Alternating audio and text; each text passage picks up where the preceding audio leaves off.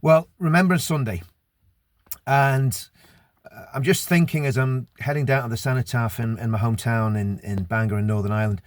The reality is, 30 years ago, people were worried about walking around with medals and poppies because there was a very real threat to anybody that was in the security forces on or off duty in Northern Ireland in the 70s, 80s, and 90s. And I think one of the things about Remembrance Day that we don't think about is how much progress that we've made in terms of we're not in conflict. We're not in a situation in Northern Ireland where literally hundreds of people a year are being murdered by terrorists. That those days are gone, thankfully.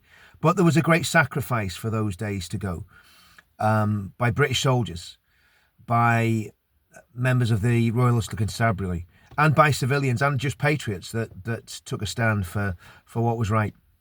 And I think we should never forget that. We should never forget Enniskillen, where there was a massacre of men, women, and children. Well, you certainly young people, and the IRA callously planted a bomb that exploded at the cenotaph in 1987. And that was when I first came to Northern Ireland. My first experience of Northern Ireland with that sort of stuff going on. And again, things have changed massively.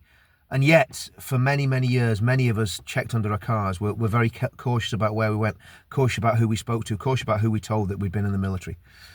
And again, like I say, thankfully, those days seem to have come to a complete end, and let's hope they do. But the other thing about Remembrance Day, we've got to also think about the situation that the world's in now. We remember our dead. I remember John Connor, Jim Rigg, Paul Suffield, those guys that served with us and didn't go back from Northern Ireland. But we've got to think about what's happening in the world today, and the politicians that we've got. Are they capable of preventing war? Because that's really important. War is the worst case scenario for any country. Anybody, I hear people in England from time to time talk about, civil war, very, very lightly, as if it's a small thing. Nobody wants their country to plunge into a civil war or a war with other nation or nations. And that's what's been happening with the liberal elite for many years. They've basically been promoting wars that shouldn't be happening, and stirring the pot and causing all sorts of problems all over the world.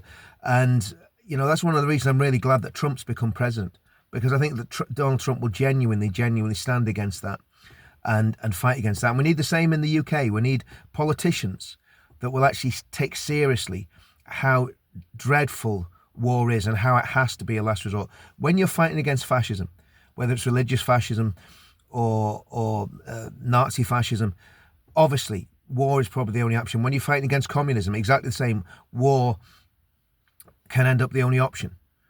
But it has to be the last option. It has to be the last option. All other avenues have to be explored before we start plunging our countries into chaos and slaughter and the disorder and the mayhem and the heartbreak that comes with war.